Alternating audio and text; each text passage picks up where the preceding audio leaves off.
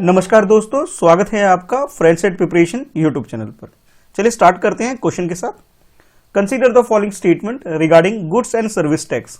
इस क्वेश्चन में आपसे गुड्स एंड सर्विस टैक्स यानी कि जीएसटी के बारे में क्वेश्चन पूछा जा रहा है और आपके पास ये दो स्टेटमेंट है, ये फर्स्ट स्टेटमेंट है और उसके बाद ये सेकंड स्टेटमेंट है। और दोनों स्टेटमेंट में आपको चूज करना है कि नॉट करेक्ट स्टेटमेंट यानी कि गलत स्टेटमेंट कौन सा है, ये आपको बताना है।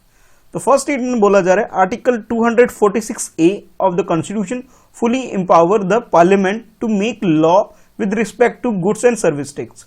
यानी कि आर्टिकल 246 हमारी कंट्री में जो है उसके अंदर अमेंडमेंट करके ये बात की जा रही है कि अब सेंटर के पास यानी कि यूनियन गवर्नमेंट के पास या पार्लियामेंट के पास पूरी पावर है कि वो गुड्स एंड सर्विस टैक्स से रिलेटेड लॉ बना सकती है।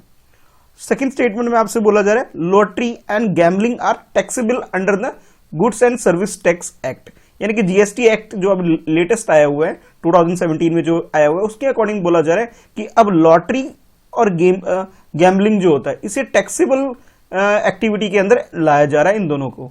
तो अब आपको बताना है कि गलत स्टेटमेंट कौन सा है।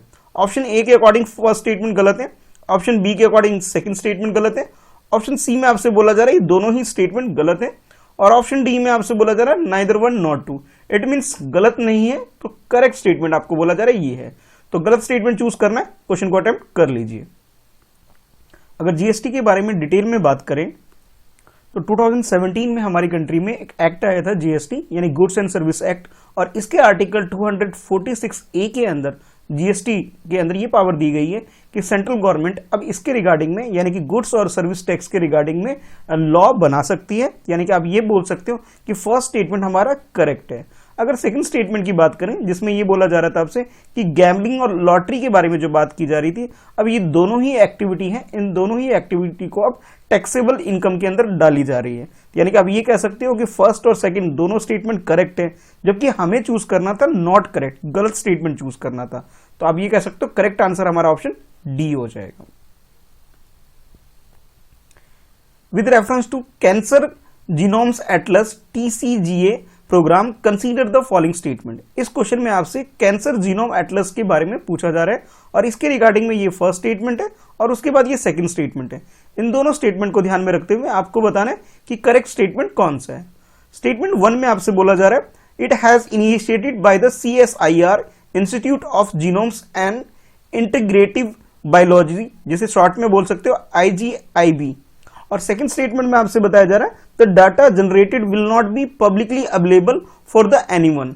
यानी कि अगर हम दोनों स्टेटमेंट की बात करें तो सबसे पहले आपको CSIR के अंदर एक जो इंस्टीट्यूट है जिसके अंदर इस प्रोग्राम को या फिर ये इनिशिएटिव लिया गया उस इंस्टीट्यूशन का आपको नाम दिया गया है जिसका नाम है institute of genomes and integrative biology. और सेकंड स्टेटमेंट में आपसे बताया जा रहा है कि इसके अंदर जो भी डाटा कलेक्ट होगा यानी कि एटलस प्रिपेयर किया जाएगा जीनोम्स को लेकर के, इसे पब्लिकली नहीं किसी को शो किया जाएगा यानी कि किसी के लिए अवेलेबल नहीं रहेगा।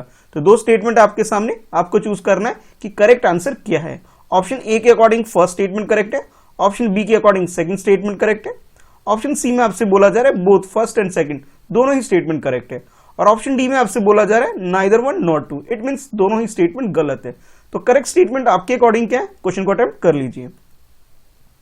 तो अगर बात करें कैंसर से रिलेटेड जो जीनोम्स की तैयारी की जा रही है यानी कि एक डाटा कलेक्शन किया जा रहा है कि इंसान का एक जीनोम हमारी बॉडी के अंदर जीन्स के क्या क्या फीचर होते हैं और किस तरह से ये डिसीज वगैरह से टैकल करती है, कैसे हमारी इम्यून सिस्टम वर्क करता है, इसके रिगार्डिंग जो रिसर्च की जा रही जो इंस्टीट्यूशन है उसका नाम है US बेस्ड एक इंस्टीट्यूशन है नेशनल कैंसर इंस्टीट्यूट। और हमारी कंट्री की बात करें कि national human genome research institution, यानी कि ये दो इंस्टीट्यूशन ने मिलकर के ये काम करना शुरू किया है। तो यानी कि आप ये कह सकते हो फर्स्ट स्टेटमेंट में जो आपको इंस्टीट्यूशन का नाम दे रखा था वो गलत है और इन्होंने ये काम 2006 में ही स्टार्ट कर दिया था। ठीक है, अच्छा उसके बाद सेकंड स्टेटमेंट में आपसे बोला जा रहा है कि इसके अंदर जो भी डाटा कलेक्शन होगा यानी कि जो कैंसर के ट्रीटमेंट के लिए या फिर जीनोम से रिलेटेड जो भी डाटा कलेक्शन किया जाएगा, जो एटलस प्रिपेयर किया जाएगा हमारी बॉडी से रिलेटेड, हमारी बॉडी में जो जीन्स वगैरह से रिलेटेड, इसे किसी के लिए ओपन नहीं रखा जाएगा, बल्कि ये बात गलत है। जबकि इस डाटा को यानी कि इस इंफॉर्मेशन को पब्लिकली अवेलेबल रखा जाएगा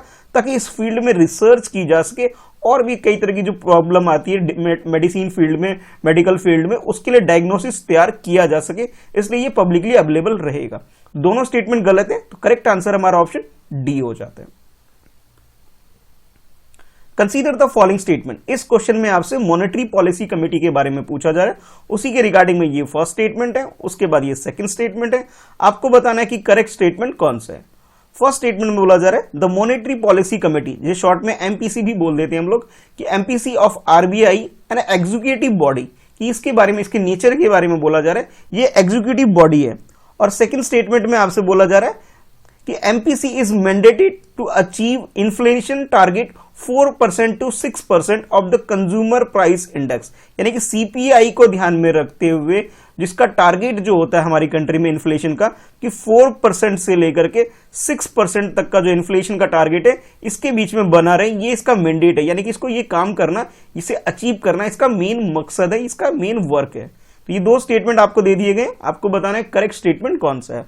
ऑप्शन ए में आपसे बोला जा रहा है फर्स्ट स्टेटमेंट करेक्ट है, ऑप्शन बी में बोला जा रहा है सेकंड स्टेटमेंट करेक्ट है, ऑप्शन सी में आपसे बोला जा रहा है दोनों ही स्टेटमेंट करेक्ट है, और ऑप्शन डी में आपसे बोला जा रहा है neither one nor two. It means ये दोनों ही स्टेटमेंट गलत है एमपीसी के रिगार्डिंग में, यानी कि मॉनेटरी पॉलिसी कमेटी के बारे में। चलिए क्वेश्चन अटेम्प्ट कर लीजिए।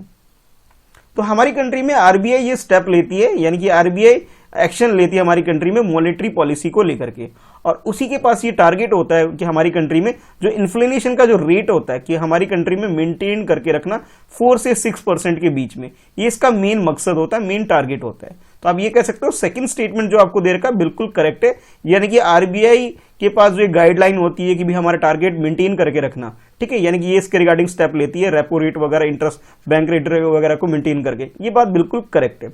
लेकिन जो फर्स्ट स्टेटमेंट है जिसमें आपसे मॉनेटरी पॉलिसी कमेटी के बारे में बोला गया कि ये एग्जीक्यूटिव बॉडी है, ये एग्जीक्यूटिव बॉडी नहीं है, ये स्टैच्यूटरी बॉडी है, यानी कि इसे स्टैट्यूट करके हमारी कंट्री में लॉ पास करके इसे बनाया गया है। यानी कि हमारी कंट्री में जो आरबीआई एक्ट है 1934 के, उसके अंदर इसका एस्टेब्लिश्ड किया गया है। तो करेक्ट आंसर हमारा ऑप्शन बी हो जाता है, फर्स्ट स्टेटमेंट गलत होने की वजह से और सेकंड स्टेटमेंट करेक्ट होने की वजह से।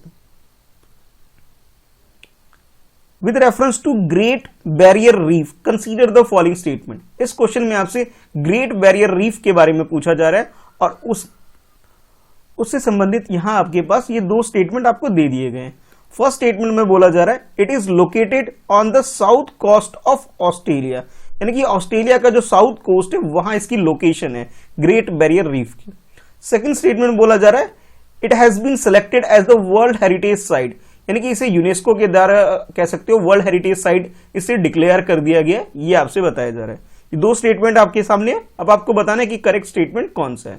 ऑप्शन ए के अकॉर्डिंग फर्स्ट स्टेटमेंट करेक्ट है, ऑप्शन बी के अकॉर्डिंग सेकंड स्टेटमेंट करेक्ट है, और ऑप्शन सी में बोला जा रहा है कि दोनों ही स्टेटमेंट, फर्स्ट भी और सेकंड भी, दोनों स्टेटमेंट करेक्ट है। ऑप्शन डी में आपसे बोला जा रहा है कि दोनों ही स्टेटमेंट गलत है। तो करेक्ट स्टेटमेंट आपके अकॉर्डिंग क्या है, क्वेश्चन अटेम्प्ट कर लीजिए। तो ग्रेट बैरियर रीफ की अगर लोकेशन की बात करें तो सबसे पहले इसकी लोकेशन देख लेते हैं कहां है।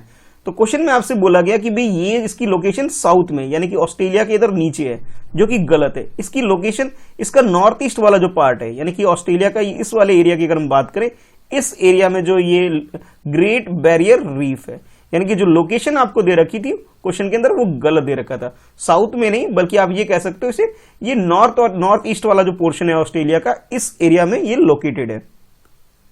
तो आप समझ गए कि फर्स्ट स्टेटमेंट जो हमारा वो बिल्कुल गलत हो गया, कुछ इस तरह का ये ऊपर से दिखाई देता है स्पेस वगैरह से।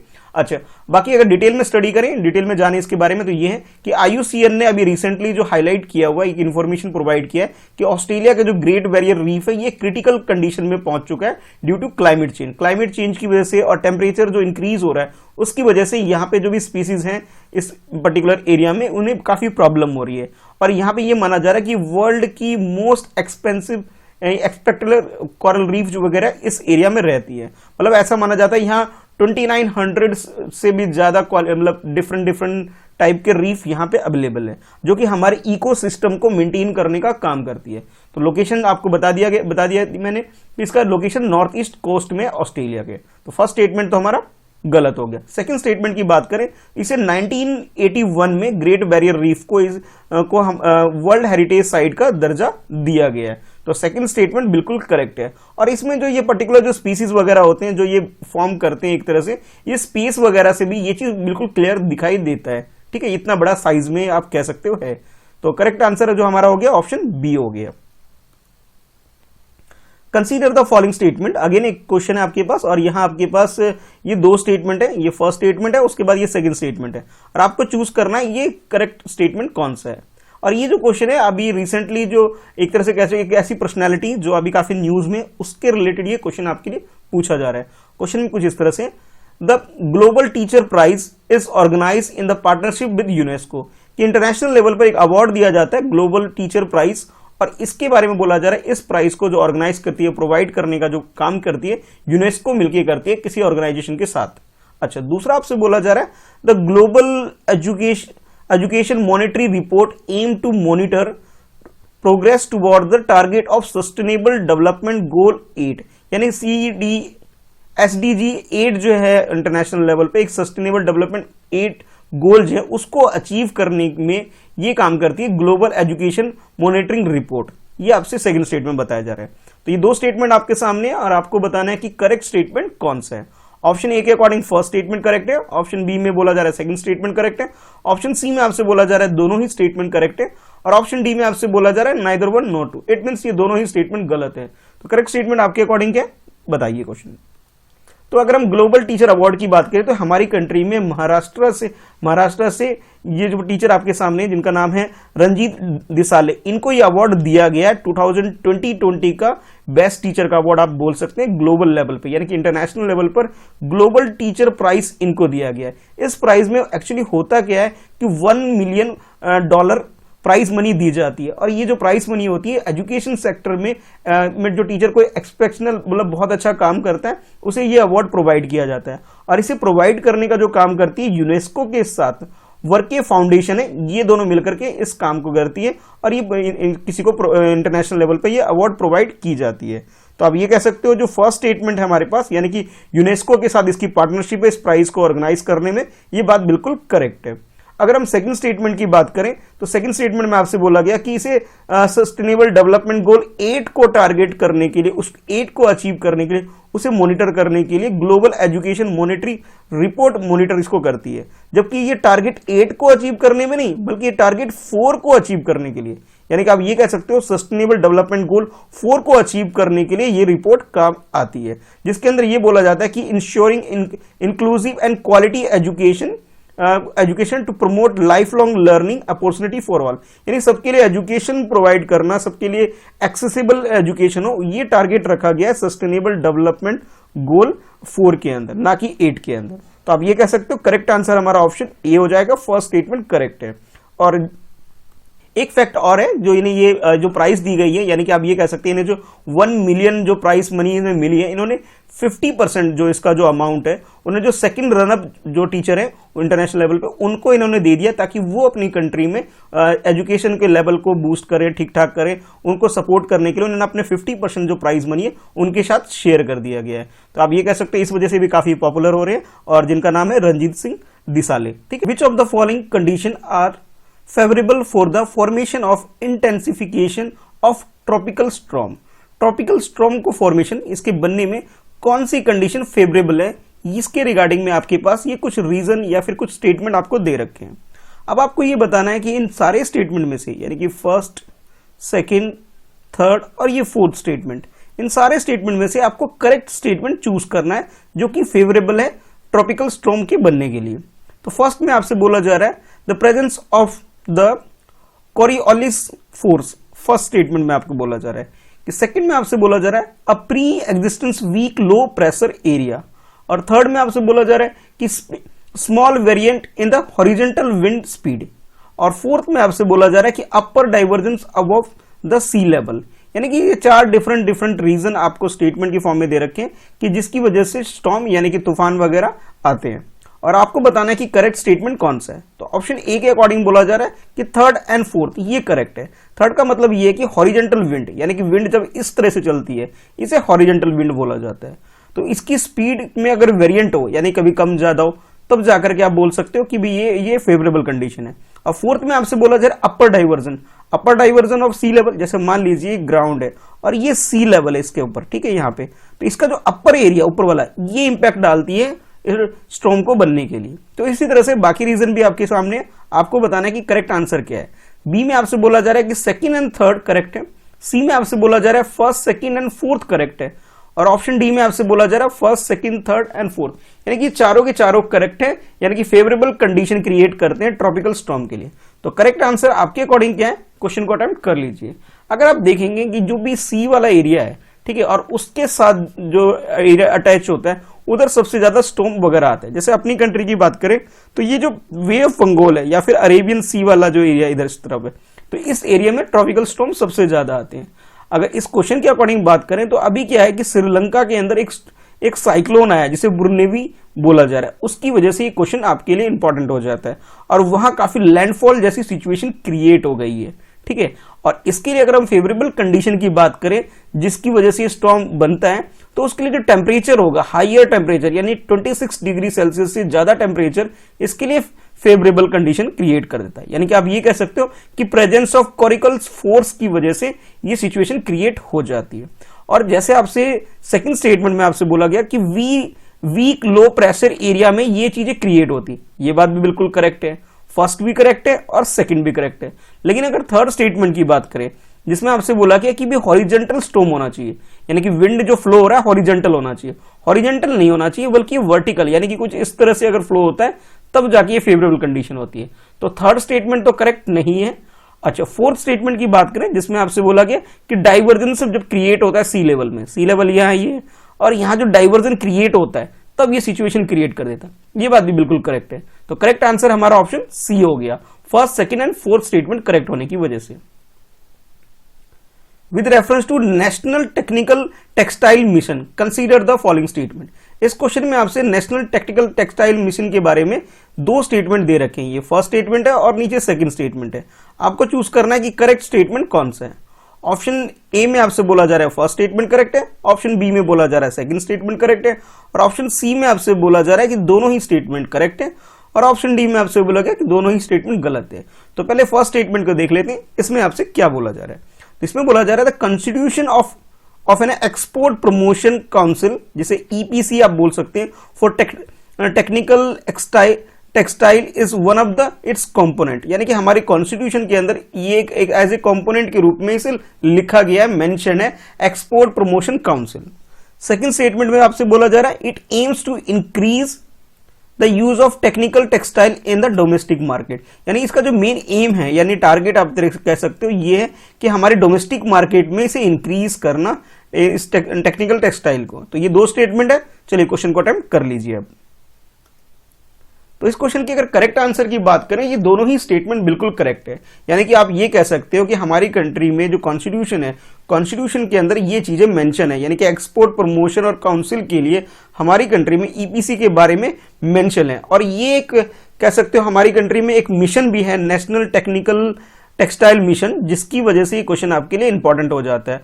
और अभी 2020 में ही अगर हम बात करें, 2020 फरवरी में इसे अप्रूव कर दिया गया एक्सपोर्ट एक्टिविटी के लिए।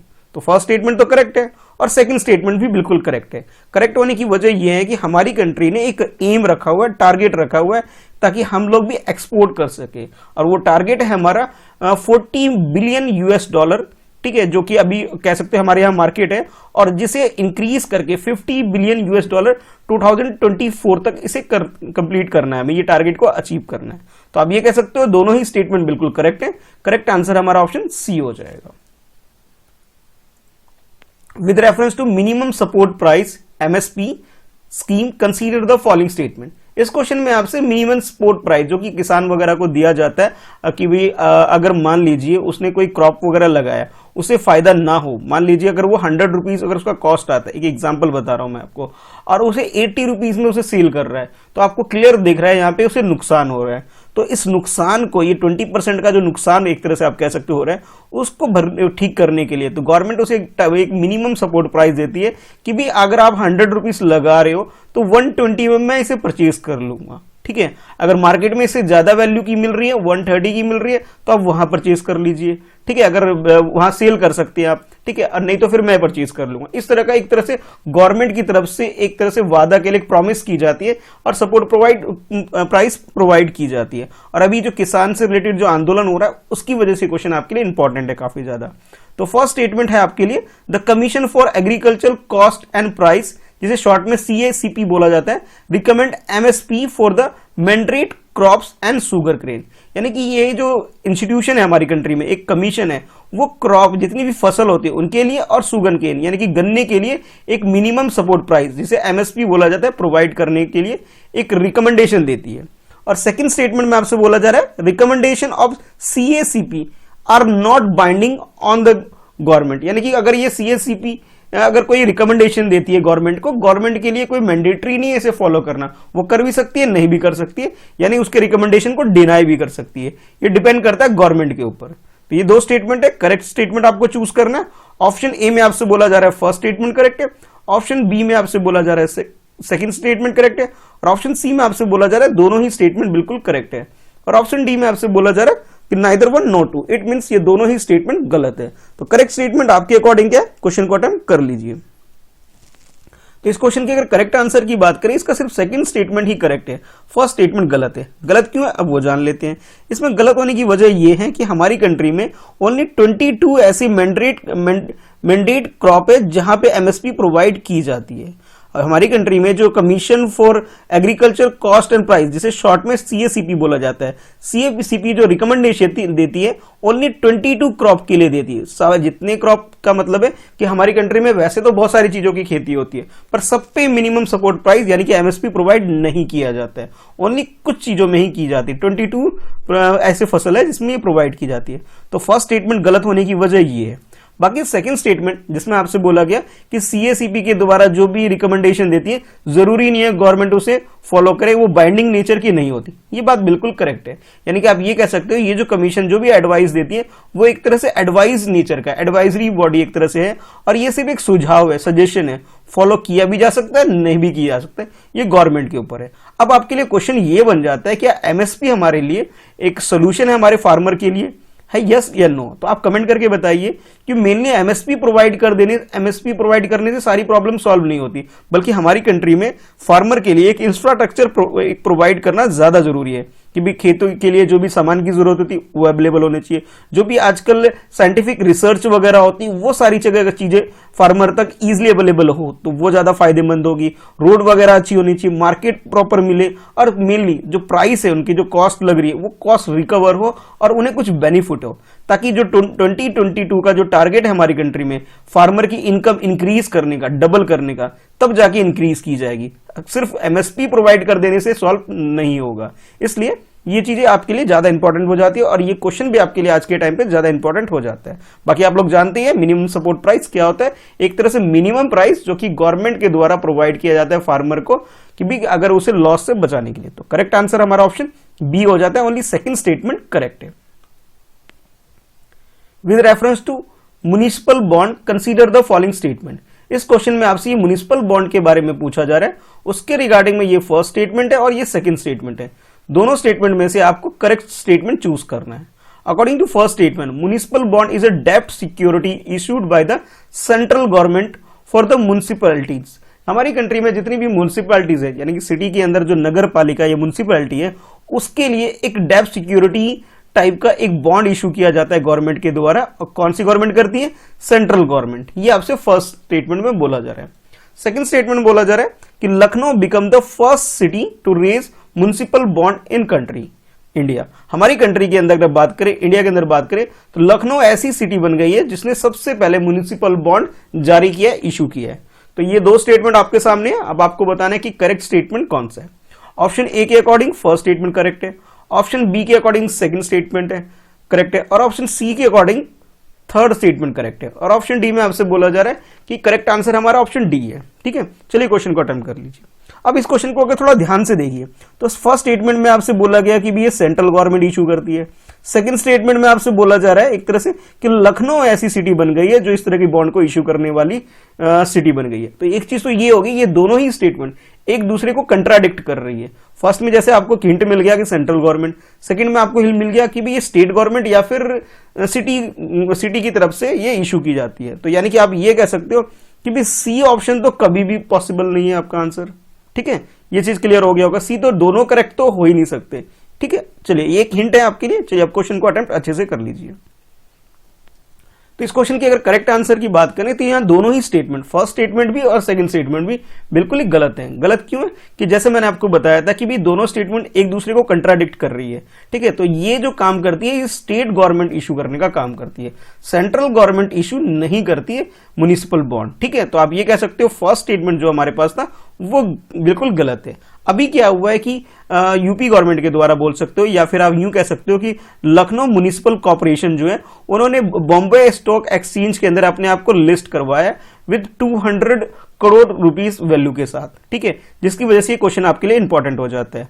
और जैसे मैंने आपको बताया ये जो बॉन्ड होता है ये स्टेट गवर्नमेंट इशू करता है और स्टेट गवर्नमेंट से रिलेटेड है। ठीक है, और ये जो बॉन्ड जारी किया जाता है मेनली पर्टिकुलर एरिया के अंदर, सिटी वगैरह में, कि इंफ्रास्ट्रक्चर के लिए और जो भी हाईवे वगैरह, ब्रिज वगैरह या स्कूल से रिलेटेड जो प्रोजेक्ट है उसे फुलफिल करने के लिए ये इशू किया जाता है। ठीक है, तो फर्स्ट स्टेटमेंट गलत है।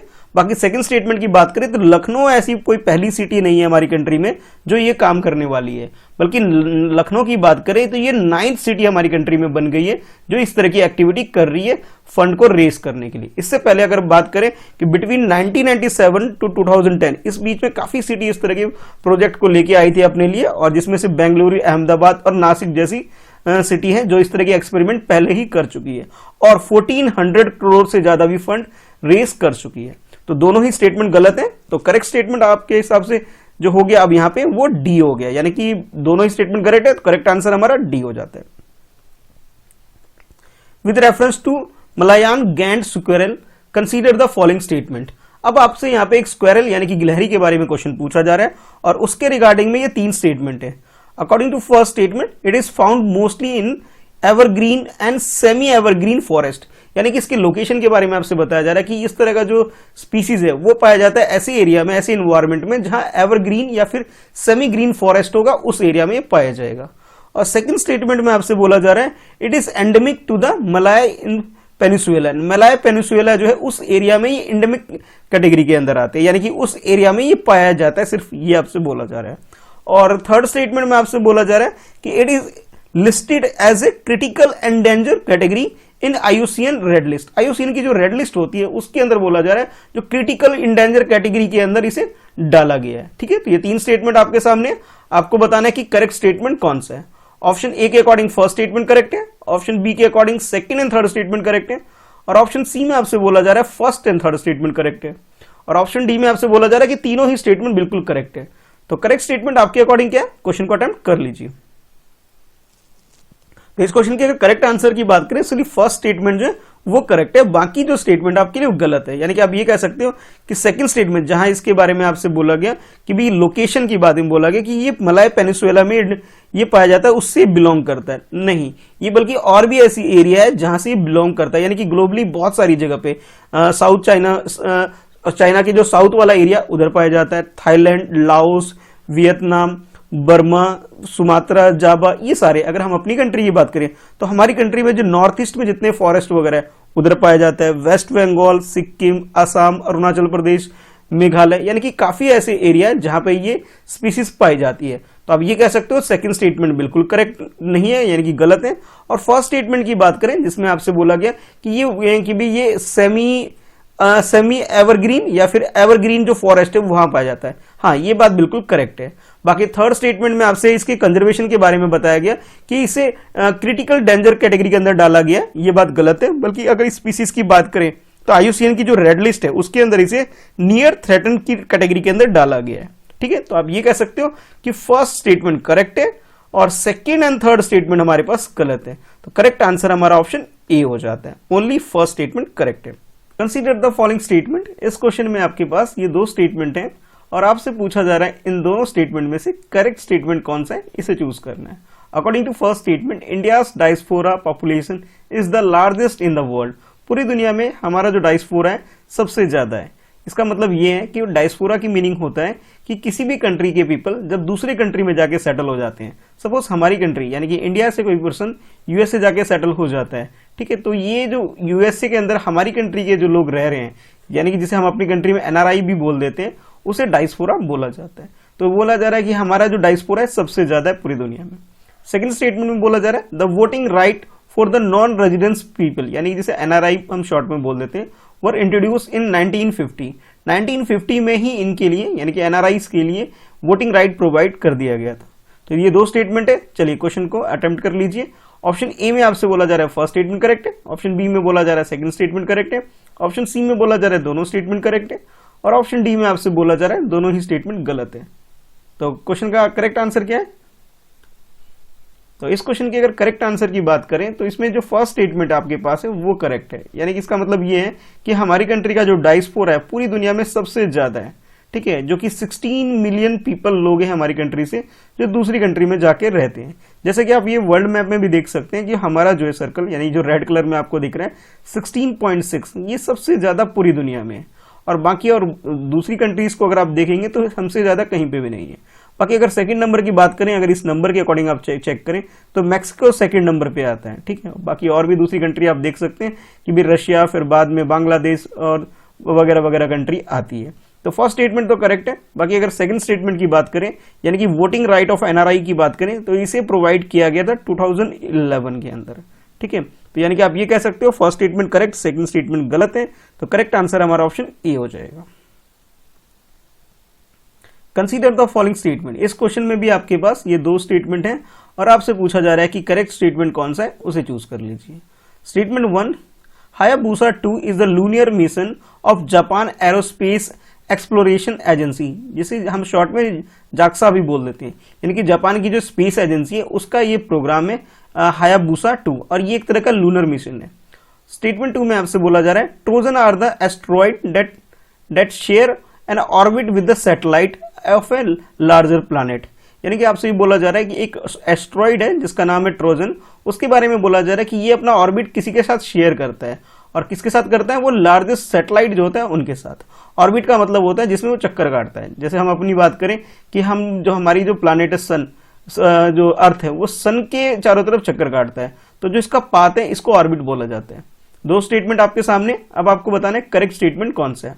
ऑप्शन ए के अकॉर्डिंग फर्स्ट स्टेटमेंट करेक्ट है, ऑप्शन बी के अकॉर्डिंग सेकंड स्टेटमेंट करेक्ट है, ऑप्शन सी में आपसे बोला जा रहा है दोनों ही स्टेटमेंट बिल्कुल करेक्ट है, और ऑप्शन डी में आपसे बोला जा रहा है neither one nor two, it means ये दोनों ही स्टेटमेंट गलत है।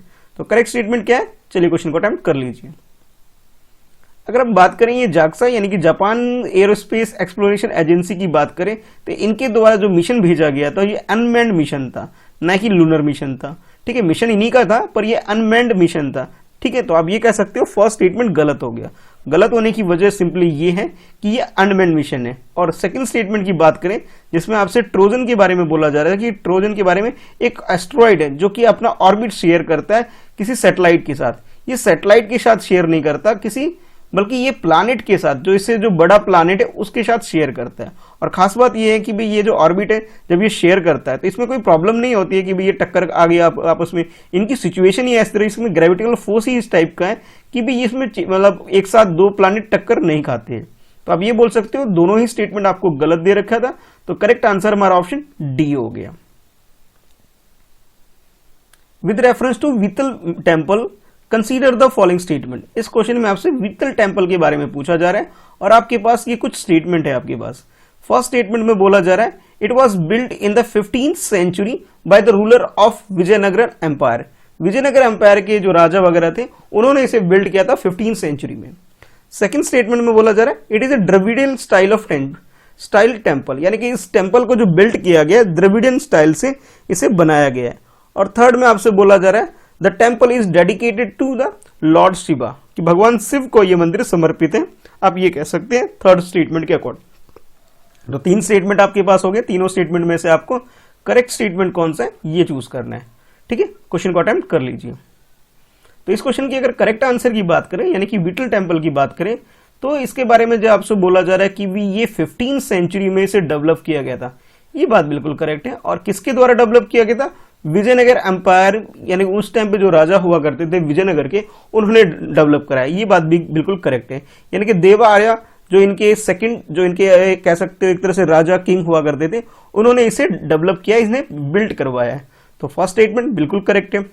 अगर हम बात करें इसके स्ट्रक्चर की यानी कि इसकी बनावट की बात करें, यानी किस शैली में बना है, तो द्रविडियन स्टाइल में बिल्कुल बना हुआ है, ये बात भी बिल्कुल करेक्ट है कि द्रविडियन स्टाइल में ये कॉम्प्लेक्स, ये मंदिर, ये प्लेस तैयार किया गया है। तो आप ये कह सकते हो सेकंड स्टेटमेंट भी बिल्कुल करेक्ट है, फर्स्ट भी करेक्ट है और सेकंड भी करेक्ट है।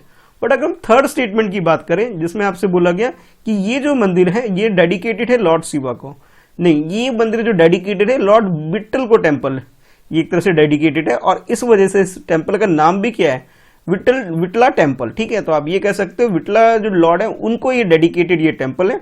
ठीक है, तो आप ये कह सकते हो ये एक तरह से विष्णु के ऊपर ये समर्पित है, ना कि शिव के ऊपर, भगवान शिव को नहीं, भगवान विष्णु को। तो आप ये कह सकते हो थर्ड स्टेटमेंट आपका गलत है, फर्स्ट और सेकंड बिल्कुल करेक्ट है। तो करेक्ट आंसर हमारा ऑप्शन बी हो जाता है, दोनों स्टेटमेंट करेक्ट होने की वजह से। With reference to the international thermonuclear experimental reactor, जिसे शॉर्ट में ITER भी बोला जाता है, कंसीडर द फॉलोइंग स्टेटमेंट, यानी कि एक थर्मोन्यूक्लियर एक तरह से जो इंटरनेशनल लेवल पर ऑर्गेनाइजेशन कह लो आप, इसके बारे में आपसे बोला जा रहा है कि कौन सी स्टेटमेंट करेक्ट है, ये आपको बताना है। तो दो स्टेटमेंट आपके पास है, इन दोनों स्टेटमेंट में से आपको चूज करना है करेक्ट स्टेटमेंट। तो according to first statement, it aim to build the world's largest tokamak to prove that the feasibility of the fusion of the large scale source of energy, यानी कि इसका जो मेन एम है इसे build करने का, इस तरह का ऑर्गेनाइजेशन का, कि भी ये थर्मल रिएक्टर पावर जो बिल्ड करने का मेन टारगेट ये है कि वर्ल्ड का लार्जेस्ट बने और ये एक तरह से टोकामाक बनाया जाए, जो और ये भी प्रूफ करना है कि इस तरह का जो फ्यूजन क्रिएट होता है इससे कोई एनर्जी का लॉस ना हो, ये भी ध्यान में रखा जाता है। ठीक है, तो अब ये फर्स्ट स्टेटमेंट आपके सामने, और सेकंड स्टेटमेंट में बोला जा रहा है कि ITER, जिसे हम शॉर्ट में बोल रहे हैं, फुल फॉर्म है इसकी इंटरनेशनल थर्मोन्यूक्लियर एक्सपेरिमेंट रिएक्टर। ये जो रिएक्टर है इसके बारे में आपसे बोला जा रहा है ये कोलैबोरेटिव प्रोजेक्ट है इंडिया और फ्रांस का, यानी कि फ्रांस और इंडिया हम दोनों कंट्री ने मिलकर के ये प्रोजेक्ट कंप्लीट कर रही है। तो दो स्टेटमेंट आपके सामने, अब आपको बताना है कि करेक्ट स्टेटमेंट कौन सा है। ऑप्शन ए के अकॉर्डिंग फर्स्ट स्टेटमेंट करेक्ट है, ऑप्शन बी के अकॉर्डिंग सेकंड स्टेटमेंट करेक्ट है, और ऑप्शन सी में आपसे बोला जा रहा है कि दोनों ही स्टेटमेंट, फर्स्ट और सेकंड दोनों स्टेटमेंट करेक्ट है, और ऑप्शन डी में आपसे बोला जा रहा है neither one not two, it means ये दोनों ही स्टेटमेंट गलत है। तो करेक्ट स्टेटमेंट क्या है, क्वेश्चन अटेम्प्ट कर लीजिए।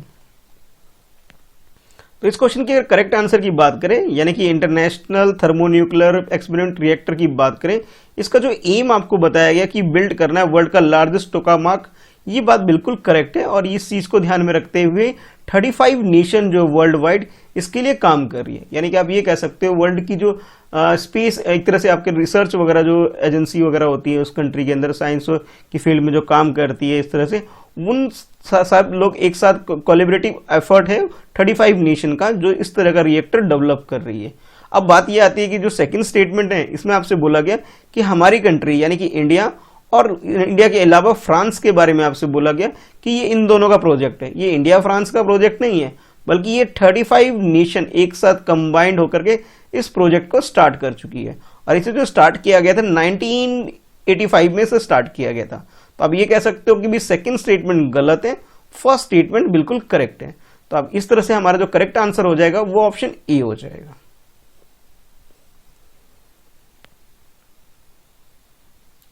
Consider the following statement. अब इस क्वेश्चन में आपके पास कुछ स्टेटमेंट आपको दे दिए गए हैं, अब उस स्टेटमेंट के अकॉर्डिंग ही आपको आंसर देना है। अब स्टेटमेंट बाद में पढ़ते हैं, पहले स्टेटमेंट में पूछा क्या जा रहा है वो पढ़ लेते हैं। The above statement represent which of the following pair of planet, यानी कि जो स्टेटमेंट आपको दिए गए उसमें किसी दो पेयर के बारे में पूछा जा रहा है कि कौन से दो ऐसे प्लैनेट हैं जिनके बारे में एक तरह से डेफिनेशन या उनके रिगार्डिंग में फैक्ट आपको गिवन है। ठीक है, तो उसके अकॉर्डिंग यानी कि स्टेटमेंट के अकॉर्डिंग आपको वो pair of planet find out करना है, और इसकी अकॉर्डिंग आपके पास ये चार ऑप्शन है। तो फर्स्ट स्टेटमेंट जैसे मैं रीड कर रहा हूं, इसमें आपसे बोला जा रहा है both this planet are called the Jovian planet. Jovian planet की कैटेगरी के अंदर ये दोनों प्लैनेट आते हैं। कौन से प्लैनेट ये बाद में पता लगेगा, अब लेकिन ये कैटेगरी आपको बताई जा रही है उसके बारे में। अच्छा, उसके बाद जो सेकंड स्टेटमेंट है इसमें आपसे बोला जा रहा है these planet are involve in the great conjunction almost every 20 year, यानी कि हर 20 साल के बाद ये दोनों ही प्लैनेट एक तरह से एक दूसरे के सामने आ जाती है, एक तरह आप ये कहें। और थर्ड स्टेटमेंट में आपसे बोला जा रहा है कि both this planet have the ring system around them, और दोनों ही प्लैनेट के बीच में रिंग सिस्टम है, ये आपसे बोला जा रहा है। ठीक है, तो ये तीन स्टेटमेंट आपके सामने है, और तीनों स्टेटमेंट जो रिप्रेजेंट करते हैं किसी दो पेयर ऑफ प्लैनेट के बारे में रिप्रेजेंट करते हैं। तो वो कौन से प्लैनेट है ये आपको आइडेंटिफाई करना है। ऑप्शन ए में आपसे बोला जाए जुपिटर और सैटर्न यानी कि बृहस्पति और शनि ग्रह या प्लैनेट के बारे में आपसे बताया जा रहा है ऑप्शन ए के अकॉर्डिंग। ऑप्शन बी में आपसे बोला जा रहा है यूरेनस और नेपट्यून, इनके बारे में आपको बताया जा रहा है कि ये दो पेयर ऑफ प्लैनेट है जिसकी वजह से जिनके बारे में ये फीचर आपको गिवन है। और ऑप्शन सी में आपसे बोला जा रहा है कि नेपट्यून और प्लूटो ये दो प्लैनेट हैं जिसमें आपसे बोला जा रहा है कि ये किससे बिलोंग करते हैं, ये स्टेटमेंट उन्हीं से बिलोंग करता है। और ऑप्शन डी में आपसे बोला जा रहा है कि भी ये सैटर्न और यूरेनस से ये बिल्कुल एसोसिएटेड है, उससे जुड़ा हुआ है। ठीक है, तो ये चार ऑप्शन आपके सामने, अब आपको चूज करना है करेक्ट आंसर क्या है। तो इस क्वेश्चन को अगर सिंपली मतलब आंसर बताने से पहले अगर मैं बताऊं आपको सिंपली अगर ध्यान दें तो इसमें जैसे मैंने प्लूटो को सर्कल किया हुआ है कि आज के टाइम पे प्लूटो को तो प्लैनेट माना ही नहीं जा रहा। ठीक है, तो अब सी ऑप्शन तो वैसे ही कट हो गया आपका। ठीक है, अच्छा उसके बाद रिंग सिस्टम की बात की जा रही है, तो देखो रिंग कौन से प्लैनेट में, ये सब आप लोग जानते होंगे। ठीक है, रिंग तो किसमें होता है, सैटर्न के अंदर है, तो यानी सैटर्न वाला जो ऑप्शन होगा वो पॉसिबली हमारा आंसर होगा, या तो आइदर ए आंसर होगा हमारा या फिर डी आंसर होगा। तो बी भी इलिमिनेट हो गया यहाँ पे। ठीक है, अब इन दोनों में से चूज करना है आपको सिंपली। चलिए अब थोड़ा इजी हो गया होगा क्वेश्चन, अटेम्प्ट कर लीजिए। तो इस क्वेश्चन की अगर करेक्ट आंसर की बात करें तो इसका जो करेक्ट आंसर है वो ऑप्शन ए है। ए का मतलब ये कि सैटर्न और ये जुपिटर, ये दो ऐसे प्लैनेट है जिनके बारे में आपको ये इंफॉर्मेशन दी गई थी कि यानी कि ये दो जो प्लैनेट है वो कौन सी कैटेगरी के अंदर है, जोवियन प्लैनेट की कैटेगरी के अंदर है। जोवियन यानी कि ऐसे प्लैनेट जो कि जिनका फॉर्मेशन गैस से हुआ है। और इसके अलावा इन दोनों प्लैनेट के अलावा कुछ और भी प्लैनेट यानी कि यूरेनस और नेपट्यून भी ऐसे प्लैनेट है जो कि फॉर्मेशन गैस से हुआ है। एक तरह से बहुत सारी गैस वहां पर है और बेसिकली सबसे ज्यादा जो है हीलियम और हाइड्रोजन गैस इस पर्टिकुलर प्लैनेट के अंदर है। ठीक है, अच्छा उसके बाद आपसे बोला गया कि ये दोनों प्लैनेट एक लाइन में आ जाते हैं, एक कंजंक्शन में आ जाते हैं दोनों आफ्टर एवरी 20 ईयर। ये बात भी बिल्कुल करेक्ट है कि दोनों एक लाइन में आ जाते हैं, जिसे ग्रेट कंजंक्शन बोला जाता है।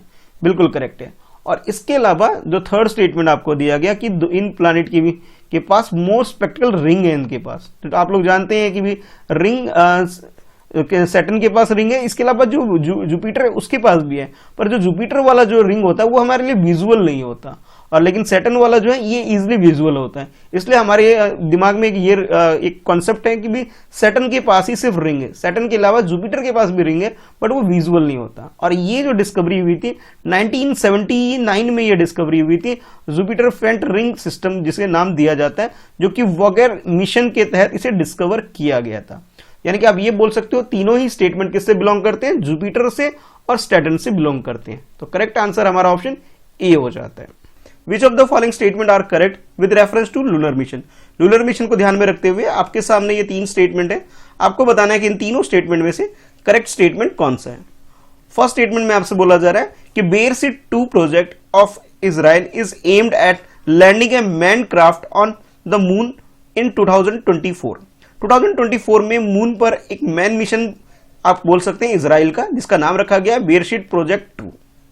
सेकेंड स्टेटमेंट में आपसे बोला जा रहा है the Artemis program of NASA aim to send the first women and the next man to the moon by 2024।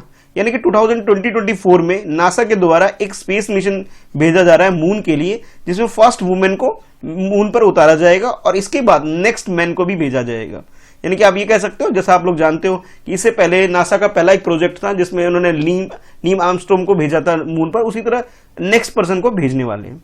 और थर्ड स्टेटमेंट में आपसे बोला जा रहा है कि Chandrayaan 3 will be the launch by ISRO in 2021। यानी कि आपसे नेक्स्ट ईयर में बोला जा रहा है कि नेक्स्ट ईयर हमारी कंट्री के द्वारा, इसरो के द्वारा चंद्रयान 3 को लॉन्च किया जाएगा, उसके बारे में इन्फॉर्मेशन है। ये तीन स्टेटमेंट आपके सामने है, आपको बताना है कि करेक्ट स्टेटमेंट कौन सा है। ऑप्शन ए में आपसे बोला जा रहा है कि first and third statement correct है, ऑप्शन बी में आपसे बोला जा रहा है second and third statement correct है, और ऑप्शन सी में आपसे बोला जा रहा है कि फर्स्ट और सेकंड स्टेटमेंट करेक्ट है, और ऑप्शन डी में आपसे बोला जा रहा है तीनों ही स्टेटमेंट जो आपको दे रखे सारे करेक्ट है। तो करेक्ट स्टेटमेंट आपके अकॉर्डिंग क्या है, क्वेश्चन को अटेम्प्ट कर लीजिए। तो इस क्वेश्चन की बात करें जिसमें कि ये बोला जा रहा है मून के ऊपर मैन मिशन है, जिसे लोगों को मून पर भेजने का एक काम आप बोल सकते हो, इससे रिलेटेड ये क्वेश्चन आपके लिए था। तो सबसे पहले बात कर लेते हैं ये बेरशीट प्रोजेक्ट के बारे में, जो कि इजराइल का प्रोजेक्ट है जो इजराइल ने लॉन्च किया है। और ये जो प्रोजेक्ट था यानी कि ये जो स्पेस मिशन था ये मैन मेड नहीं था, इसके आप कह सकते हो अनमैन्ड था, यानी कि जो भेजा गया इसमें कोई ह्यूमन बीइंग मून पर नहीं गया, बल्कि बिना ह्यूमन के इसे मून के लिए लॉन्च किया, जो कि अभी क्रैश हो गया जब ये वहां पे लैंड हुआ था। और ये कह सकते हो 2024 के लिए टारगेट रखा गया था। तो फर्स्ट स्टेटमेंट जो हमारा वो गलत होने की वजह ये है कि अनमैन्ड मिशन है ये। सेकेंड स्टेटमेंट में आपसे बोला जा रहा था नासा के बारे में कि नासा का एक स्पेस मिशन है जिसमें फर्स्ट वुमेन को मून के ऊपर उतारा जाएगा और उसके बाद नेक्स्ट मैन को भी, ठीक है, जो कि 2024 में इसे मून पे पहुंचाने का टारगेट है। ये बात बिल्कुल करेक्ट है। अगर हम थर्ड स्टेटमेंट की बात करें, इसमें आपसे बोला जा रहा है कि चंद्रयान 3 की अगर हम बात करें, इसे हमारी कंट्री के द्वारा, यानी कि हमारी कंट्री में जो इसरो स्पेस एजेंसी है उसका टारगेट है नेक्स्ट ईयर लॉन्च करना। ये बात बिल्कुल करेक्ट है, यानी कि second and third statement correct है, तो हमारा आंसर बी हो जाता है। With reference to the partners in the population and development PPD consider the following statement. इस क्वेश्चन में आपसे partners in population and development से रिलेटेड क्वेश्चन आपसे पूछा जा रहा है, जिसके रिगार्डिंग में आपके पास ये 3 स्टेटमेंट है। फर्स्ट ये, सेकंड ये और थर्ड ये है। फर्स्ट स्टेटमेंट में आपसे बोला जा रहा है the initiative aim to expending the improving south south cooperation in the land of reproductive health population and development, यानी कि साउथ रीजन जितने भी कॉन्टिनेंट का आप बोल सकते हो उस एरिया में डेवलपमेंट का काम, जिसमें हेल्थ और पॉपुलेशन को ध्यान में रखते हुए काम किया जाएगा। ये एक तरह से एक इनिशिएटिव आप बोल सकते हो। सेकंड स्टेटमेंट में आपसे बोला जा रहा है PPD was launched at a international conference on population development, जिसे शॉर्ट में आप बोल सकते हो कि ICPD in 1994 में एक तरह से आप प्रोग्राम लॉन्च किया गया था जिसका नाम रखा गया partnership in population and development PPD, और इसे जो लॉन्च किया गया 1994 में लॉन्च किया गया था। और थर्ड स्टेटमेंट बोला जा रहा है कि the secretariat of PPD is located in new Delhi.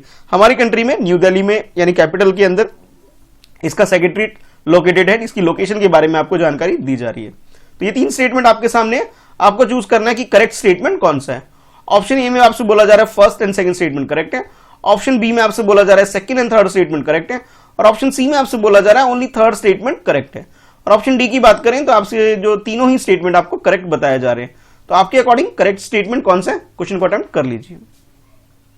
इस क्वेश्चन की अगर करेक्ट आंसर की बात करें, यानी कि partners in population and development program की बात करें, तो इसमें ये हमारी कंट्री की तरफ से यूएन मिनिस्ट्री जो कि हेल्थ एंड फैमिली वेलफेयर की से रिलेटेड है, उसके बारे में उन्होंने एक इनिशिएटिव लिया है हमारी कंट्री में कि ये जो 3 सेक्टर है जिसमें हेल्थ, पॉपुलेशन और डेवलपमेंट का जो काम है इसके अंदर किया जाएगा, यानी इनकी क्वालिटी इंप्रूव की जाएगी, ये टारगेट रखा गया है। बेसिकली ये जो प्रोग्राम है 1994 में ही लॉन्च किया गया था। ये बात जो आपको बताई गई करेक्ट सेकंड स्टेटमेंट में, ये बिल्कुल करेक्ट है, जो कि एशिया, अफ्रीका और लैटिन अमेरिका, इन तीनों कॉन्टिनेंट के अंदर ये प्रोग्राम लॉन्च किया गया है। यानी कि अगर हम मैप में देखना चाहें तो आप ये बोल सकते हो कि लैटिन अमेरिका, यानी कि ये वाली कंट्री, ये वाला पूरा एरिया, इसके अंदर जितनी कंट्री है, और अफ्रीका कॉन्टिनेंट ये रहा, और एशिया कॉन्टिनेंट में जो साउथ वाला है, यानी तीनों कॉन्टिनेंट में जो साउथ वाले जो कंट्री आप कह सकते हो उसके अंदर ये प्रोग्राम लॉन्च किया गया है। और इसमें ये टारगेट रखा गया है कि जो मेजर 3 सेक्टर्स डेवलपमेंट के आप बोल सकते हो, हेल्थ, पॉपुलेशन और डेवलपमेंट, उसके रिगार्डिंग में काम किया जाएगा। अगर हम इसकी सेक्रेटरीट की बात करें, सेक्रेटरीट आप समझ सकते हो हेडक्वार्टर, अगर उसकी बात करें तो बांग्लादेश के अंदर इसका हेडक्वार्टर है, ढाका के अंदर। तो थर्ड स्टेटमेंट गलत है, बाकी जो स्टेटमेंट है बिल्कुल करेक्ट है। और बेसिकली इसके अंदर अगर हम बाकी कंट्री की बात करें, बेसिकली उस टाइप की कंट्री आती इसके अंदर आते हैं जो कि डेवलपिंग कंट्री है। तो करेक्ट आंसर हमारा हो जाएगा ऑप्शन ए, यानी कि फर्स्ट और सेकंड स्टेटमेंट करेक्ट है, थर्ड स्टेटमेंट गलत है। सेक्रेटरीट इसका न्यू दिल्ली में नहीं, ढाका में है। Consider the following statement. इस क्वेश्चन में भी आपके पास ये 2 स्टेटमेंट है, फर्स्ट ये है, सेकंड ये है। इन दोनों स्टेटमेंट में से आपको करेक्ट स्टेटमेंट चूज करना है। According to first statement, Samadhan doctrine was announced to certain contain the problems of left wing extremism in India. हमारी कंट्री में जो लेफ्ट विंग एक्सट्रीमिस्ट लोग हैं उसकी प्रॉब्लम को सॉल्व करने के लिए समाधान डॉक्ट्रिन एक तरह से आप अनाउंस किया गया था, ये आपसे फर्स्ट स्टेटमेंट में बोला जा रहा है। सेकंड स्टेटमेंट में आपसे बोला जा रहा है the doctrine encompass on long term strategy of the central government formulated to the top down approach, यानी कि ये जो एक तरह से प्रोग्राम है इसे लॉन्च किया गया है, एक से टॉप डाउन अप्रोच है। टॉप लॉन्ग टर्म के लिए मतलब आप ये समझ सकते हैं मोर देन 1 ईयर, यानी कि 1 ईयर से ज्यादा जब अगर कोई प्रोजेक्ट होता है उसे लॉन्ग टर्म प्रोजेक्ट आप बोल सकते हो, ठीक है। और टॉप डाउन का मतलब ये होता है कि ऊपर से ऑर्डर आया, ऊपर से इनिशिएट स्टार्ट हुआ और नीचे लोगों तक ये प्रोग्राम का बेनिफिट पहुंच रहा है। तो आपके पास ये 2 स्टेटमेंट है, आपको ये चूज करना है कि करेक्ट स्टेटमेंट कौन सा है। ऑप्शन ए में आपसे बोला जा रहा है फर्स्ट स्टेटमेंट करेक्ट है, ऑप्शन बी में आपसे बोला जा रहा है सेकंड स्टेटमेंट करेक्ट है, ऑप्शन सी में आपसे बोला जा रहा है दोनों ही स्टेटमेंट फर्स्ट और सेकंड दोनों ही करेक्ट है। अगर हम बात ऑप्शन डी की करें तो इसमें आपसे बोला जा रहा है कि दोनों ही स्टेटमेंट गलत हैं। तो करेक्ट स्टेटमेंट आपके अकॉर्डिंग क्या है समाधान डॉक्ट्रिन के बारे में, तो क्वेश्चन को अटेम्प्ट कर लीजिए। तो इस क्वेश्चन की अगर करेक्ट आंसर की बात करें तो इसमें जो फर्स्ट स्टेटमेंट है सिर्फ वो करेक्ट है, सेकंड स्टेटमेंट गलत है। गलत इसलिए है क्योंकि जो आपसे बोला गया सिर्फ ओनली लॉन्ग टर्म है, ये लॉन्ग टर्म नहीं है, बल्कि लॉन्ग टर्म के अलावा आप ये कह सकते हैं शॉर्ट टर्म पॉलिसी भी है, और इसे हमारी कंट्री में मई 8 2017 में लॉन्च किया गया था। समाधान की अगर फुल फॉर्म आप जानना चाहें कि समाधान ये जो प्रोजेक्ट आप बोल सकते हैं, इसकी फुल फॉर्म आप यहां से देख सकते हैं। ये इसकी फुल फॉर्म है कि लेफ्ट विंग एक्सट्रीमिस्ट जितने भी इस तरह के लोग हैं उनको कंट्रोल करने के लिए एक डॉक्ट्रिन हमारी कंट्री में लाया गया था, और ये एक तरह से कह सकते हो कि समाधान एक तरह वन स्टॉप सॉल्यूशन है इस तरह की प्रॉब्लम को डील करने के लिए।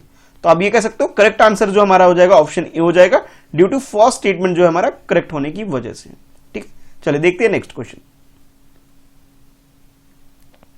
With reference to application artificial intelligence AI in India, consider the following statement।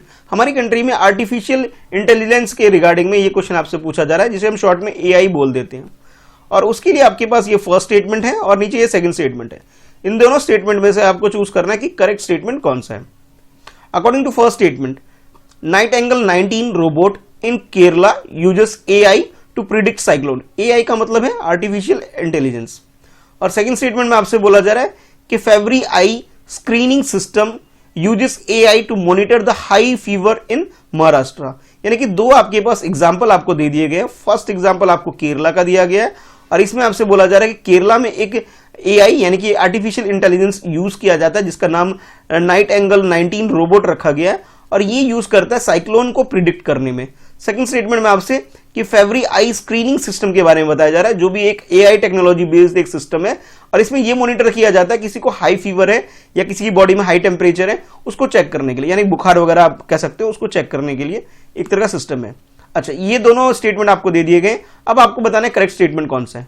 Option A के अकॉर्डिंग फर्स्ट स्टेटमेंट करेक्ट है, ऑप्शन बी के अकॉर्डिंग सेकंड स्टेटमेंट करेक्ट है, और ऑप्शन सी में आपसे बोला जा रहा है बोथ फर्स्ट एंड सेकंड दोनों ही स्टेटमेंट करेक्ट है, और ऑप्शन डी में आपसे बोला जा रहा है neither one nor two. It means ये दोनों स्टेटमेंट गलत है। तो करेक्ट स्टेटमेंट क्या है, क्वेश्चन को अटेम्प्ट कर लीजिए। तो इस क्वेश्चन के अगर करेक्ट आंसर की बात करें, यानी कि आप ये समझ सकते हैं कि एप्लीकेशन ऑफ AI का मतलब है आर्टिफिशियल इंटेलिजेंस, इसका यूज हम कहां कहां कर सकते हैं। हेल्थ सेक्टर में कर सकते हैं, डॉक्टर को असिस्ट करने के लिए, हेल्थ केयर वर्कर को काफी असिस्टेंट मिल सकती है AI टेक्नोलॉजी को यूज करके। एजुकेशन सेक्टर में काफी यूज है इसका, कि ऑटो ग्रेडिंग सिस्टम अगर हमें जनरेट करना है तो वहां पे इसका यूज कर सकते हैं। जैसे कि आप लोग जानते हैं आजकल रिपोर्ट कार्ड भी जो अगर आपके बनते हैं स्कूल वगैरह में, तो वहां भी AI टेक्नोलॉजी यानी कि एक तरह से सॉफ्टवेयर यूज किया जाता है, जिससे रिपोर्ट कार्ड या मार्कशीट तैयार किया जाता है। अच्छा, उसके बाद नेक्स्ट थर्ड आप बोल सकते हैं व्हीकल वगैरह को में एडवांस फीचर डालने में भी इसका यूज किया जा रहा है। बिजनेस वगैरह को स्मूथ रनिंग करने के लिए, ओवरऑल प्रोग्रेस इसके बढ़ाने के लिए भी इसका यूज किया जा रहा है, और भी बहुत सारी इंडस्ट्री वगैरह में इसका यूज किया जा सकता है। सोशल मीडिया अपने आप में AI टेक्नोलॉजी को यूज करती है। कहने का मतलब है ये आपके पास कुछ यूजेस आपको गिवन है।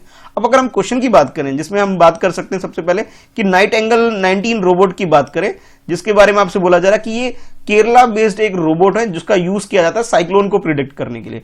इसे साइक्लोन को प्रिडिक्ट करने के लिए यूज नहीं किया जाता, बल्कि फूड को डिलीवर करने के लिए, फूड या फिर मेडिसिन को बल्क क्वांटिटी में डिलीवर करने के लिए केरला में इसका यूज किया जा रहा है।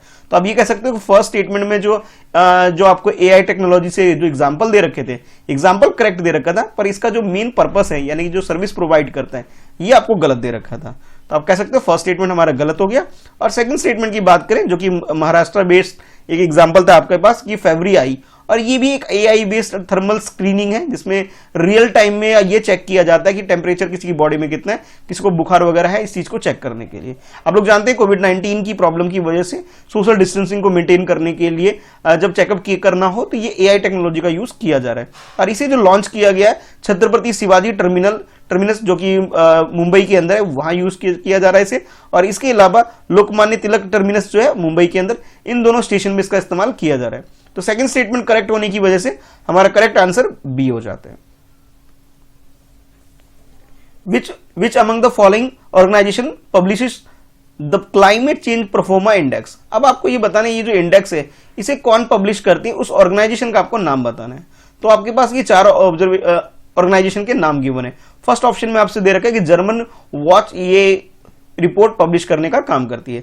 सेकंड आपसे बोला जा रहा है कि ये जो इंडेक्स है आपके सामने, इस इंडेक्स को यानी कि क्लाइमेट चेंज परफॉर्मेंस इंडेक्स की बात करें, इसे यूनाइटेड नेशन एनवायरमेंट प्रोग्राम इसे पब्लिश करती है। थर्ड आपसे बोला जा रहा है inter government panel on climate change, ये इसे पब्लिश करने का काम करती है। अब फाइनली फोर्थ यानी डी ऑप्शन में आपसे बोला जा रहा है कि world wide fund for nature, ये इसे पब्लिश करती है। तो ये चार ऑप्शन आपके सामने है, अब आपको चूज करना है करेक्ट आंसर क्या है।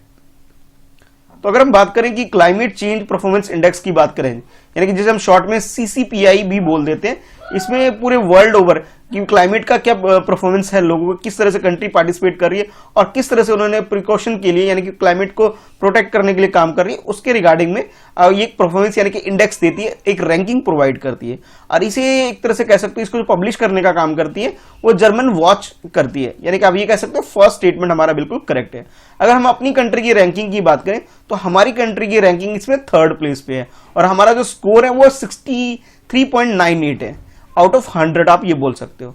तो हमारी कंट्री का रैंकिंग आप जान चुके हैं, 10th रैंकिंग पे। इसमें अगर आप देखें जो भी वर्स्ट कंडीशन पे जो कंट्री है उसके लिए ये डार्क रेड यूज कलर किया जा रहा है और जो सबसे अच्छी परफॉर्म कर रही है उसके लिए डार्क ग्रीन कलर यूज किया जा रहा है वर्ल्ड मैप के अंदर।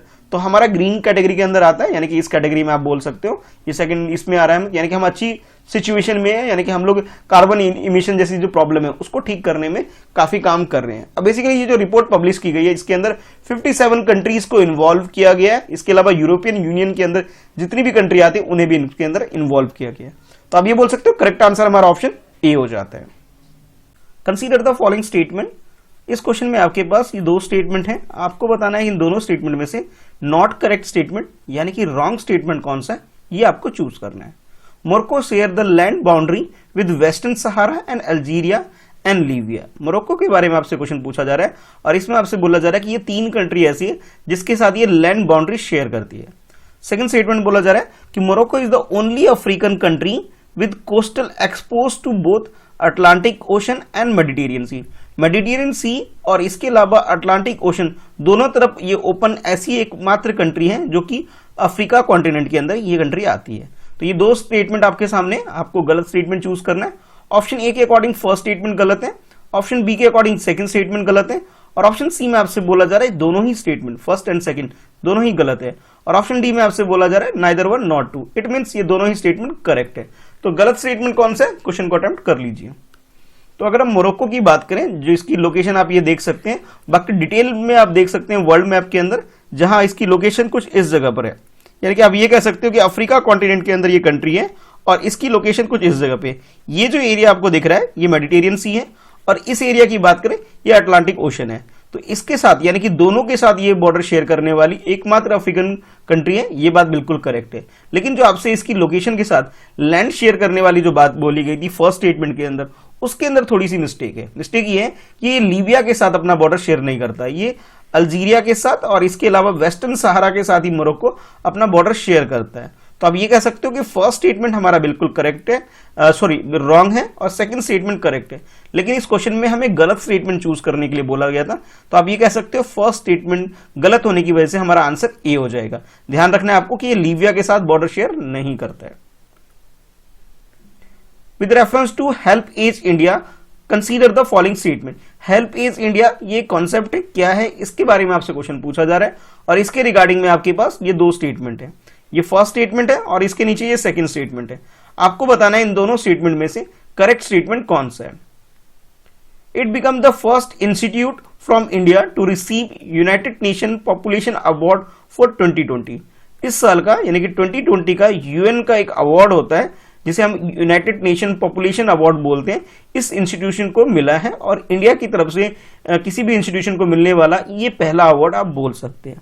और उसके बाद सेकंड स्टेटमेंट में बोला जा रहा है it was established by the ministry of social justice and empowerment in 1978 to work for the elder people. बूढ़े लोगों के लिए यानी कि जो 60 ईयर से जो प्लस पीपल जो होते हैं इस एज से ज्यादा, उनकी हेल्प के लिए ये काम यानी कि इंस्टीट्यूशन सेटअप किया गया और इसे जो सेटअप किया गया है वो ministry of social justice and empowerment के द्वारा किया गया है।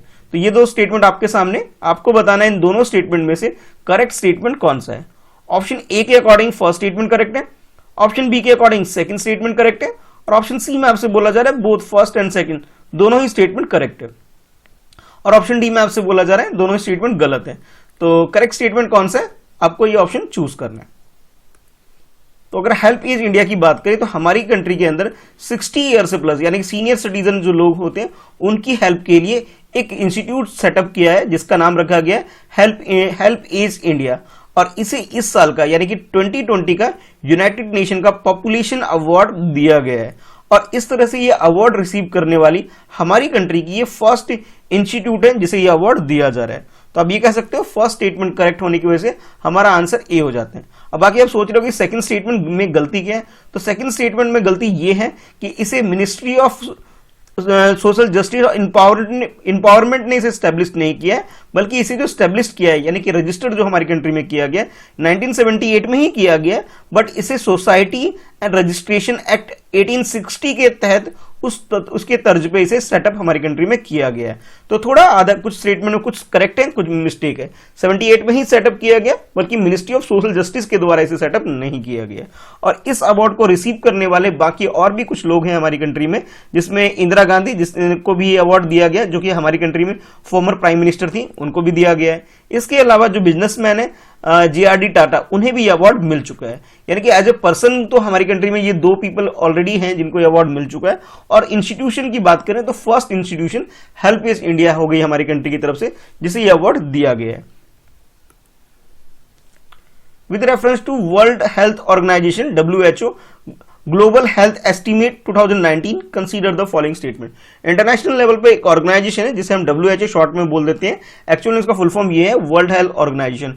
और उन्होंने एक एस्टेब्लिश किया है इसे इंटरनेशनल लेवल पे जो हेल्थ से रिलेटेड जो भी इशू है उनकी प्रॉब्लम को सॉल्व करने के लिए। और उन्होंने एक एस्टीमेट किया है अपनी एक रिपोर्ट के थ्रू जिसका नाम है ग्लोबल हेल्थ एस्टिमेशन 2019 रिपोर्ट। और इसमें आपको कुछ डाटा दिया गया है, ये फर्स्ट इंफॉर्मेशन है और ये सेकंड इंफॉर्मेशन है स्टेटमेंट की फॉर्म में। According to first statement, non communicable disease make up the majority of the world's top 10 cause of death. यानी कि डेथ की 10 सबसे बड़ी वजह जो बोली जा रही है वो नॉन कम्युनिकेबल डिसीज है अकॉर्डिंग टू दिस रिपोर्ट। और सेकंड स्टेटमेंट में आपसे बोला जा रहा है कि death from the diabetes have marginally decrease globally between 2000 to 2019। यानी कि ये 2 डेकेड का जो टाइम है 2000 से लेकर के 2019 के बीच में जो डेथ की कॉज है डायबिटीज जिसकी वजह से डेथ होता है, ये इसके बारे में बोला जा रहा है कि ये डिक्रीज हो रहा है, यानी कि डायबिटीज से मरने वालों की लोगों की संख्या कम हो रही है, इस रिपोर्ट में आपसे बताया जा रहा है। अब आपको बताना है कि इन दोनों स्टेटमेंट में से करेक्ट स्टेटमेंट कौन सा है। फर्स्ट ऑप्शन में बोला जा रहा है फर्स्ट स्टेटमेंट करेक्ट है, सेकंड ऑप्शन बी में आपसे बोला जा रहा है सेकंड स्टेटमेंट करेक्ट है, और सी यानी थर्ड ऑप्शन में आपसे बोला जा रहा है कि both statement first and second दोनों ही करेक्ट है। और ऑप्शन डी में आपसे बोला जा रहा है neither one no two, it means ये दोनों ही स्टेटमेंट गलत है। तो करेक्ट स्टेटमेंट क्या है, क्वेश्चन को अटेम्प्ट कर लीजिए। तो बात करें अगर वर्ल्ड हेल्थ ऑर्गेनाइजेशन जिसे हम शॉर्ट में WHO भी बोल देते हैं, इसके द्वारा 2019 की एक रिपोर्ट पब्लिश की गई है जिसमें ये बोला गया कि वर्ल्ड में जो टॉप 10 जो रीजन है डेथ की, वो इसके बारे में बोला जा रहा है वो नॉन कम्युनिकेबल डिजीज है। ये बात बिल्कुल करेक्ट है, यानी कि जो इसकी एस्टिमेशन है इसके अकॉर्डिंग ये बात बिल्कुल करेक्ट है।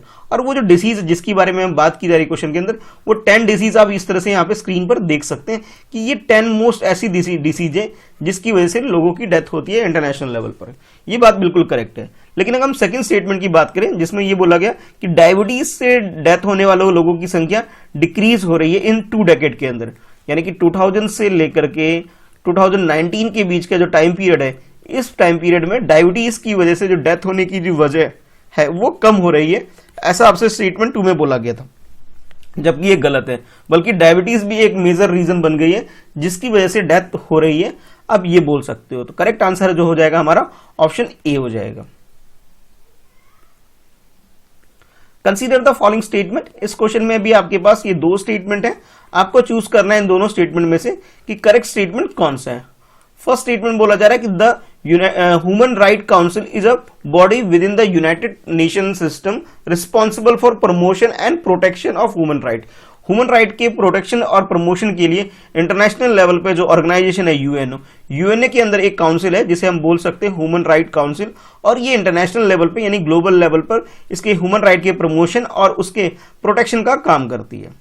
इन इंडिया यानी कि अगर आप हमारी कंट्री में अगर बात करें, a constitutional body national human right commission deal with the matter of the human right, यानी कि हमारी कंट्री के अंदर एक ऑर्गेनाइजेशन है जिसका नाम नेशनल ह्यूमन राइट कमीशन आप बोल सकते हैं, जो कि हमारी कंट्री के अंदर सेम वर्क यानी कि प्रमोशन एंड प्रोटेक्शन का काम करती है हमारी कंट्री में ह्यूमन राइट से रिलेटेड जो भी मुद्दा ये सामने आता है, ये आपसे सेकंड स्टेटमेंट में बोला जा रहा है। और ये जो ऑर्गेनाइजेशन या इंस्टीट्यूशन अब जिसके बारे में हम डिस्कस कर रहे हैं, NHRC यानी कि नेशनल ह्यूमन राइट कमीशन, ये एक कॉन्स्टिट्यूशनल बॉडी है, ये आपसे सेकंड स्टेटमेंट में बोला जा रहा है। तो आपके पास ये दो स्टेटमेंट है, आपको चूज करना है कि करेक्ट स्टेटमेंट कौन सा है। तो सबसे पहले तो आपको ये अगर कॉन्सेप्ट क्लियर है कि कॉन्स्टिट्यूशनल बॉडी क्या होती है, तो आप इस क्वेश्चन को बहुत इजीली अटेम्प्ट कर पाएंगे। कॉन्स्टिट्यूशनल बॉडी का मतलब ये होता है जिसे हमारी कॉन्स्टिट्यूशन के अंदर मेंशन है, ठीक है। लेकिन अगर हम बात करें नेशनल ह्यूमन राइट कमीशन की, इसकी बात करें तो ये हमारी कंट्री में इस एक एक्ट को पास करके इसे स्टैब्लिश किया गया है, और उस एक्ट का नाम है protection of human right act 1993, जिसके तहत इसे स्टैब्लिश किया गया है। तो आप ये कह सकते हो ये कॉन्स्टिट्यूशनल बॉडी नहीं है। और जब भी एक्ट पास करके किसी भी इंस्टीट्यूशन को सेटअप किया जाता है, उसे कॉन्स्टिट्यूशनल बॉडी नहीं बोला जाता, उसे स्टैच्यूटरी बॉडी बोला जाता है। तो आप ये कह सकते हो सेकंड स्टेटमेंट जो आपको दे रखा था वो गलत दे रखा था। बाकी अगर फर्स्ट स्टेटमेंट की बात करें, यानी कि ह्यूमन राइट काउंसिल की बात करें, जो कि यूनाइटेड नेशन के अंदर एक मेंबर है यूएनओ का, और यूएनओ के अंदर ये काउंसिल है, और ये काम करती है इंटरनेशनल लेवल पर ह्यूमन राइट से रिलेटेड प्रमोशन और प्रोटेक्शन का काम करती है। और यूनाइटेड नेशन के अंदर ये जो ऑर्गेनाइजेशन, इसके अंदर यानी कि मैं बात कर रहा हूं ये ह्यूमन राइट काउंसिल की अगर बात करें, इसके अंदर बात करें तो 47 मेंबर स्टेट यानी कि मेंबर कंट्री इसके अंदर है, ठीक है। तो आप ये कह सकते हो करेक्ट आंसर जो हो जाएगा हमारा ऑप्शन ए हो जाएगा, सिर्फ फर्स्ट स्टेटमेंट हमारा करेक्ट है।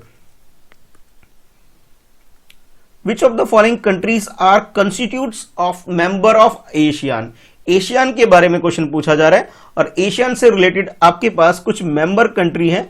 आपको बताना है कि ये मेंबर कंट्री में से कौन सी कंट्री ऐसी है जो कि एशियान का पार्ट है, यानी कि एशियान की मेंबर कंट्री आपको इनके अंदर से चूज करना है, ठीक है।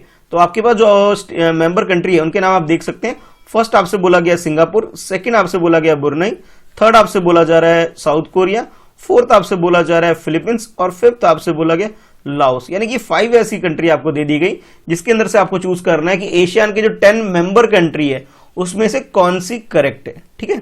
तो ऑप्शन ये है आपके पास, ऑप्शन ए के अकॉर्डिंग फर्स्ट एंड फिफ्थ जो है वो आपसे बोला जा रहा है कि एशियान का पार्ट है। ऑप्शन बी के according second and third country इसका पार्ट है, और ऑप्शन सी में आपसे बोला जा रहा है first second fourth and fifth इसका पार्ट है, और ऑप्शन डी में आपसे बोला जा रहा है first second third and fifth country जो है वो एशियन का पार्ट है। तो एशियन का पार्ट कौन कौन सी कंट्री है ये आपको क्वेश्चन में अटेम्प्ट कर लेना है।